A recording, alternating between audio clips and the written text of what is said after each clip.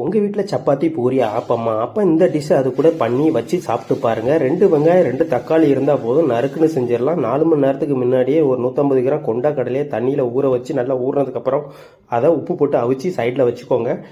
2 பட்டை கிராம்பு ஏலக்காய் கடாயில் எண்ணெய் விட்டு அதை தாளித்து வெங்காயம் தக்காளி நறுக்கி வச்சதை நல்லா பொன்னேரத்துக்கு வதக்கி எடுத்ததும் அதை 1 கிளாஸ் தண்ணி விட்டு நல்லா திக்னஸாக அரைச்சி எடுத்துக்கணும்.